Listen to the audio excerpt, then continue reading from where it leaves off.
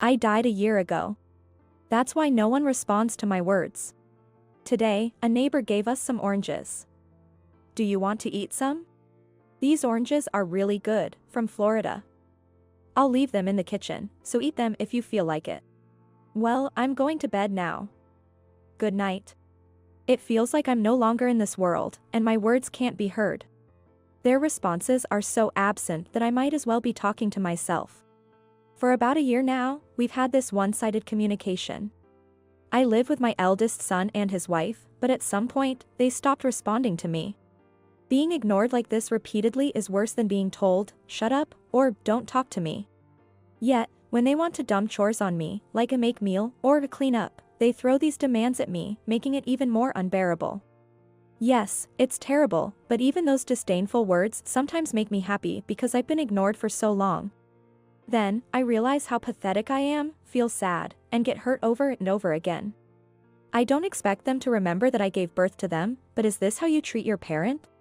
Especially my daughter-in-law, who, even though she's family, is ultimately an outsider. Is it right for an adult to ignore and torment someone else? If I've done something wrong, I want them to tell me. If not, I want to know why they are ignoring me. In my old age, with my abilities and range of activities limited, these two occupy most of my world. So, being treated like an invisible person or a pest is incredibly painful. Someone, please understand. And help me. My name is Nancy, and I am a retired housewife. I was married to my husband, Mike, for over 40 years, but he recently passed away surrounded by family. The cause of his death was colon cancer. A few months ago, he got a health checkup that indicated he needed further tests, and that's when we found out about the cancer. At first, they said it was treatable, but the cancer spread faster than the doctors expected, and his condition worsened rapidly, leading to his death in about 6 months. The silver lining was that Mike was not alone. Our eldest son and his wife, as well as our youngest son, were there.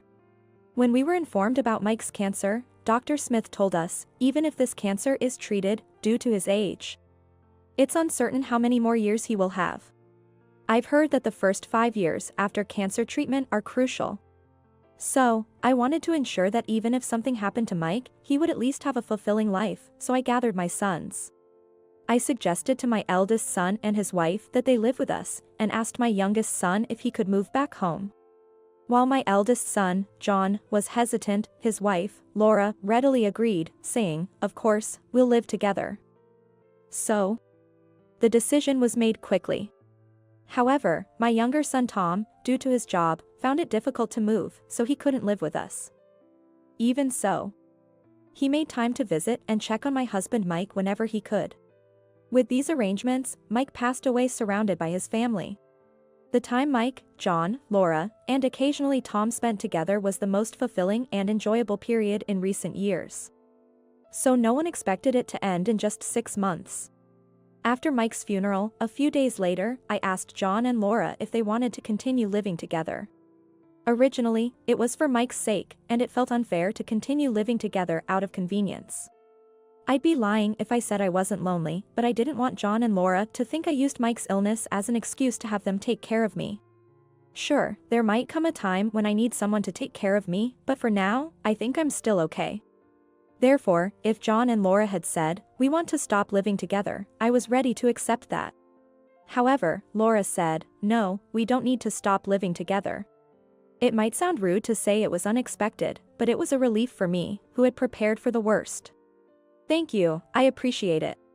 Laura kindly replied, "You're welcome." Yes, she replied kindly. A few months after Mike passed away, I was still unable to shake off the sadness of losing my husband.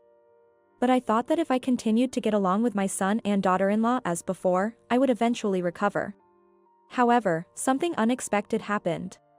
It seemed that my relationship with my son and his wife, Laura, had deteriorated. That being said, it's not like I've done anything to upset them. Or rather, I don't remember doing anything that would have upset them. Whenever I spoke to John and Laura, they would frown and respond as if they were annoyed. It was clear that they found me bothersome. If I had done something wrong, I wanted to apologize and mend the relationship immediately. However, apologizing without knowing what they were upset about seemed even more insulting, so I decided to ask them directly. John, have I done something to upset you? You and Laura seem so unhappy lately. If I did something wrong, please tell me.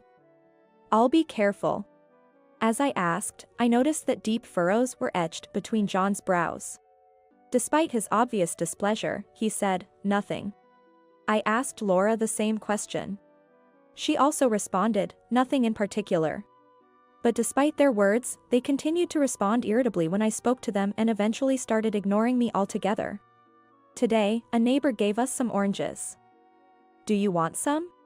Even when I spoke to them in the living room, they didn't even look at the oranges. They stared at the TV as if waiting for me to leave. These oranges are from Florida. I'll leave them in the kitchen, so eat them if you want. No response again. Well, I'm going to bed now. Good night. It was always one-sided communication. In fact, they didn't even want to touch anything I brought. The oranges I left for John and Laura remained untouched and eventually grew moldy. Being ignored like this repeatedly is worse than being told, shut up, or don't talk to me. Even teenagers would react at least that much. But John and Laura are over 30. This isn't something grown adults should do. Yet, when they want to dump chores on me, like a make meal or to clean up, they throw these demands at me, making it even more unbearable. This kind of behavior from my son and his wife isn't normal. But then again, I realized that I too had become not quite normal. Because they ignored me so much, I sometimes felt happy even when they just bossed me around. When I realized this, I was devastated by my own pathetic state. One day, after about a year of this, John spoke to me about something other than chores. Mom, starting tomorrow, move to the guest house. I couldn't understand his sudden words. It's true, our house has a guest house. Originally intended for visitors, it has all the necessary facilities for living. However, it had become a storage space with no one staying there for a long time. I had planned to clean it up someday, but the sheer amount of stuff had made me put it off. So, moving there immediately was difficult. And besides, why do I have to move to the guest house? At least tell me the reason. When I asked this, John, with his usual frown, replied irritably. Do I really have to explain that just because you're my mom? You do need to explain. After all, you're trying to change my life suddenly. This isn't the same as not telling me why you didn't eat the oranges I brought. Of course. I won't move unless you give me a reason. At this, John clicked his tongue in annoyance, was silent for a while, then suddenly seemed to think of something and started speaking. It's that, you know. Laura and I are thinking about having kids soon. It would be awkward if you were in the main house. Or do you have some kind of hobby of spying on us? Of course, I have no such distasteful hobby. But if that's the reason, it makes some sense. Though it did seem like he was grasping for an excuse. All right. But it's not going to be immediate. You know that the guest house is now a storage area. It will take at least a few days to clean it up. When I pointed this out, John became even more irritated. He grabbed my arm roughly and dragged me to the entrance. Despite my sudden stumble and complaints about the pain where he grabbed me, John ignored me and kept dragging me until we reached the front of the annex. I don't care about cleaning up. You can do that while living there. I want to start trying for kids immediately. Got it? So, from today, live here and don't come to the main house. With that, John shoved me into the guest house and went back to the main house. From that day on, I had no choice but to live in the guest house. I wanted to complain to John about how he was treating me. But maybe he's just stressed about the future. And it seemed that Laura was also stressed. One day, to make my life in the guest house more comfortable, I went to the main house to get some things. When I tried to enter through the front door, it wouldn't open. So I inserted my key to unlock it. However, while the key fit into the lock, it wouldn't turn at all. It turned out that John and Laura had changed the front door lock without telling me. They really didn't want me in the main house. But since I needed some things, I knocked on the door and windows to get their attention. Hearing the noise, Laura came to the door, looking very annoyed. So I apologized, saying, "I'm sorry," and asked Laura to get my things. Without a word, Laura threw my belongings at me and slammed the window shut. It hurt me deeply, but I told myself it was just because they were stressed until the baby came. That can't be just excused away. Tom, who had come to check on me, couldn't help but raise his voice after hearing my story. That day, Tom had come to see how I was doing. Since my husband Mike passed away, he was worried about me living with John and Laura, wondering if I was doing well. However, before even asking about my well-being, Tom saw that I had moved to the annex, which was still in the middle of being cleaned up. And he asked what had happened. That jerk. How could he treat you like this? I'll go talk to him. Tom stood up to head to the main house, but I grabbed his arm and stopped him. It's fine, I said to him. I'm sure it's just for now. Once the baby is here, they'll rely on me. The first child is always hard. Besides, if we upset them, they might say I can't see my grandchild, and that would be even worse. Even if they treated me poorly, the thought of seeing my grandchild kept me going. That is... Tom started to say something but fell silent. That might have been a mistake. Since Tom is single, my words might have sounded like I was blaming him for not being married. Anne. I understand. I'll stay out of it for now. But if you need anything, let me know, Tom said, stepping out into the garden. As Tom was about to leave, John came out of the main house and their eyes met. Tom glared at John, but John just smirked back at him with a nasty grin. Hey, Tom. How's it going overseas? Enjoying yourself? I bet the size difference between American and foreigners is shocking, huh? Just thinking about it makes me sick. Get lost, freak. John, stop it. Even when I yelled, John didn't stop smirking. Tom seemed like he wanted to say something back, but seeing my face, he remembered to stay out of it and left without a word. John, noticing Tom's visit, seemed to have come out just to tease him and then went back to the main house. This whole interaction made it clear, my eldest son John and my younger son Tom did not get along. John had always been average in academics and sports, without any standout qualities. In contrast, Tom was naturally adept and curious, excelling in both studies and athletics. Since there was only a 1-year age difference between John and Tom, John resented being outdone by his younger brother and stopped talking to him when they entered their teenage years. Tom, wanting to mend their relationship, thought sharing a secret might make John more trusting. So, he confided in John that he was gay. But instead of drawing closer, John rejected Tom and even spread the news to our family and neighbors. Eventually, a decisive rift formed between John and Tom. Furthermore, while I didn't mind if my child was gay as long as they were healthy and happy, at that time, Mike couldn't accept Tom for who he was. Feeling uncomfortable in his own home and country, Tom left for abroad after graduating college. Years later, after Mike was diagnosed with cancer, he had a change of heart and left an apology and a message of a live freely in his will, which helped Tom forgive him. However, the rift between John and Tom remained. I was once again made acutely aware of just how troubled my family truly was. However, realizing the family's issues didn't mean anything would change. No matter how much I wanted to resolve the issues, it was useless if John and Laura weren't willing to cooperate. It felt like I was fighting a losing battle. Still, I wanted to talk things over with John and Laura, but I couldn't even enter the main house. So, that day I decided to stay alert, listening and watching for the moment when John or Laura would leave, so I could try to talk to them. As luck would have it, John and Laura came out of the main house together, getting ready to go somewhere.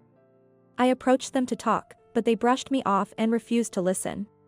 All I could do was watch as their car drove away. With John and Laura gone, there was nothing I could do. I decided to pull myself together and watch some TV in the guest house. Just as I thought that, I heard a groaning sound from the main house. At first, I thought it was my imagination. Or perhaps the stress was causing me to hear things. But then I heard it again, a distinct. Worried it might be a burglar, I approached the main house, hiding among the garden plants. Peering through the window, I saw an unbelievable sight. An elderly man lay on a hospital bed, with a woman about my age by his side. Seeing this scene, I thought I might have been looking into the wrong house. I wondered if I had unconsciously wandered into a neighbor's house. But the exterior of the main house was unmistakably my own home. When I looked through the window again, I indeed saw the elderly people, and the woman even made eye contact with me. At that moment, I finally remembered who she was. The woman recognized me too, exclaiming, and heading to the entrance to unlock the door. "Hello, Nancy. It's been a while." She smiled at me as she said this. I replied, "How have you been?" This woman was Mary, Laura's mother. That meant the man on the bed was Laura's father. Even though I now knew who the elderly people were, I still couldn't understand the situation. So I entered the main house to hear the story from Mary. "I truly owe you thanks, Nancy. I'm sorry for the trouble my selfishness has caused. Thank you for taking care of my husband who needs constant care," Mary said, bowing deeply. I didn't know anything about Mary's situation or that Laura's father was staying here, but to keep the conversation smooth, I just responded, "It's nothing." According to Mary, Laura's father had severe dementia and required full-time care. However, when he became completely bedridden, it became physically impossible for Mary to take care of him. But Mary was resistant to the idea of placing him in a facility to spend his final days. So she consulted with Laura to see if there was another solution. Then Laura suggested, "We can take care of him at John's parents' house," and so Laura's father came to my house. When Mary visited Laura's father, she found me locked out and quickly let me into the main house. I see. I'm starting to get the picture. John forced me into the annex because it was already decided that Laura's father would be coming to the house. While I was pondering this, Mary spoke up. "But I didn't expect to see you here, Nancy. I mean, I know it's not my place to say since you're taking care of my husband. But John told me you were in a facility." "What?" So, I was no longer even considered a resident of this house? As I tried to explain, saying, "That's not true," I suddenly heard a shout. "Hey, Nancy. Why are you in the main house?" There stood Laura and John, just returning from an outing. Before I could confront them about having more pressing matters to discuss, Mary yelled back, "How dare you talk to her like that? Apologize to Nancy right now." Laura, realizing her mother saw how she treated me, looked as if she had swallowed something bitter. Good, good, good. If Mary continues to lecture Laura, it might change how she treats me in the future. While I was watching this unfold, hoping it might restore my standing, the situation took an unexpected turn. "What? Just because you're my mother, do you think you can talk to me like that? You do know who's keeping Dad out of a facility, right? I'm fine with putting him in one immediately if you don't stop meddling in our relationship." Mary stammered, trying to argue back, but no further words came out. It seems she was very resistant to placing her husband in a facility. Such an evil couple. Their actions are truly despicable. Feeling sorry for Mary, I said, "I don't mind. Laura's father can stay here as long as needed." Mary bowed to me repeatedly, saying, "Thank you, thank you." After Mary left, it goes without saying that I was harshly scolded by Laura and John for coming to the main house without permission. This incident triggered the full onset of John and Laura's efforts to push me out. One day, while I was sleeping in the annex, Laura forcibly woke me up, shouting, "Wake up." As I wondered what was going on, I followed Laura outside to find John, some strangers, and a van labeled Sunshine Retirement Home waiting. At this point, I understood the situation. John and Laura had arranged to put me in a retirement home without my consent. Today's visit was a trial stay. But they underestimated me. I thought if I explained the truth to the staff, John and Laura would be the ones in trouble. So I resisted, saying, "They are doing this without my consent. I have no intention of going." However, the staff ignored my words, reassuring me, "It's okay," as they tried to put me in the van. Why? Are they in cahoots with John and Laura too? Then John, with a wry smile, told the staff, "Sorry for the trouble, my mom has dementia." Unbelievable, I was the naive one. Realizing I had no other choice, I reluctantly agreed to the 3-day trial stay. When I returned home, the annex was filled with John and Laura's unwanted belongings. They were implicitly telling me to hurry up and move to the facility. This was the final straw. I know some of you might think, it's about time, but I wanted to see my grandchildren and didn't want to leave the home where I grew up. But I have no choice. In the end, what truly matters is not where you live. It's who you live with. A few days later, I told John and Laura, I've decided to move into the retirement home, and left the house. John and Laura clasped their hands together in joy. Sure, I'm sure you're thrilled to be rid of me. If you want to keep living like this, you'd better make sure Laura's father lives a long life. A few months later, I received a call from Mary, informing me that Laura's father had passed away. Tom and I traveled back to our hometown to attend Laura's father's funeral. The service was held at a funeral home, so I took the bus to the venue. Of course, John and Laura were there too. In John's arms was an unfamiliar baby. I didn't need to ask, I already knew. That child was born to John and Laura. In other words, my grandchild. So, they didn't even tell me about the birth of my grandchild. Well, now I was resolved. The funeral went smoothly, and I took a brief tour around my hometown before returning to my current home a few days later. And then, a few days later, I received a sudden call from John. What do you mean, get out of the house? Where to begin explaining? First of all, the reason John had to leave the house wasn't anything complicated. I had sold the house. But with people still inside, the real estate agent likely had to forcibly evict them. What? How could you sell that house, Mom? Wasn't it Dad's house? Excuse me? I never said that. And anyway, who do you think inherited the house after Dad passed away? John struggled to answer such an obvious question. Then Laura, who had been listening next to him, chimed in. It was in limbo. John needed Tom's approval to inherit it, so it was postponed. What you did was embezzlement. How horrible. They talk about me as if I'm a criminal. Where did they get the confidence that John would definitely inherit the house? That house was never in Mike's name, it was always under my father's name. Hearing this, Laura, half crazed, shouted, So, we can't live in a house anymore. With that loud voice, I understood. John and Laura wanted to live in a house but didn't have the money, so they moved in with me and Mike to take over our home. That explains their behavior towards me. Wait, there's still something odd. John said, as if remembering something. This was getting tiresome. How much longer did I have to listen to their futile arguments?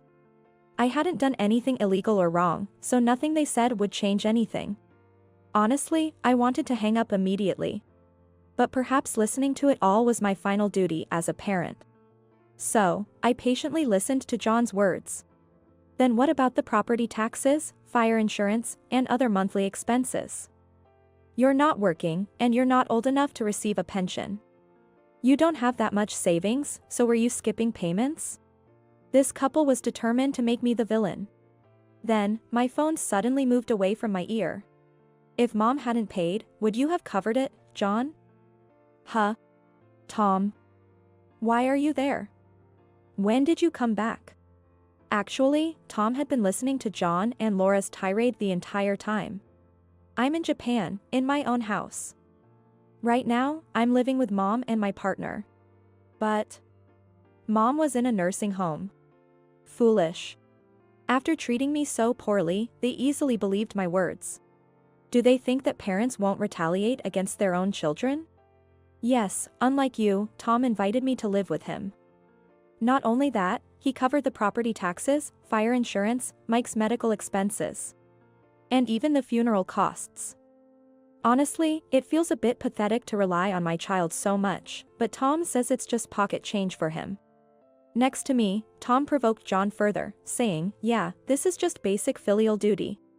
John, easily falling for the provocation, shouted on the phone, Shut up. And anyway, letting a gay guy support you is crazy. They can't even have kids, they're a blight on human progress. They might as well be dead. What on earth is this worthless son saying at this point? As I was about to yell at him, Tom calmly said, Oh, really? That's your freedom to think that. Do as you like. By the way, I heard you had a baby. Congratulations. I heard it's a boy. I'm looking forward to his growth. When he grows up, makes friends, and falls in love, what will you say if he brings home a boyfriend? Will you tell him you might as well be dead? Silence fell. The air froze. No way. My son would never. There's no never. You don't know that. He might develop those feelings later. He's still a baby full of possibilities. Nothing is certain. So, tell me, would you tell your son to Aita then? John couldn't respond. In the end, John proved to be a small-minded person who couldn't understand, deny, or accept values different from his own. Well, you have until your child grows up to come up with an answer. What we know now is that a wealthy gay man and his mother can lead a much better life than a foolish man and his family kicked out of their house. Having always been insecure about Tom's superiority, John was completely broken by these words and could only sob. I always tried to love John and Tom equally. It didn't matter if they had bad grades or were gay. They were my children, and I loved them for that. But John, when did you become such an unlovable person? Maybe you always were. It seems your downfall wasn't in academics or sports, but in your humanity. With that, I hung up the phone. A postscript. John and his family are now living in a cheap apartment, feeling cramped. Laura had apparently demanded her father's entire inheritance in exchange for taking care of him, which allowed them to rent the apartment. However, most of Laura's father's inheritance was spent on caregiving, leaving them with little after paying the deposit and key money. Moreover, Mary, knowing how Laura treated me, cut ties with her when she received the inheritance, leaving her without financial support. By the way, it was me who told Mary about Laura's mistreatment. She easily believed me after witnessing Laura's behavior in my house. Some might think it's cruel to make the baby suffer, but I believe raising your own child is a basic responsibility. And the parents are healthy and financially capable. It's just that they had been living too freely until now. As for me, I still live with Tom, and we often have meals together with his foreign partner. Recently, I've even been able to understand daily conversations in Japanese, making every day exciting and enjoyable. I hope to live a long life to continue enjoying this kind of life.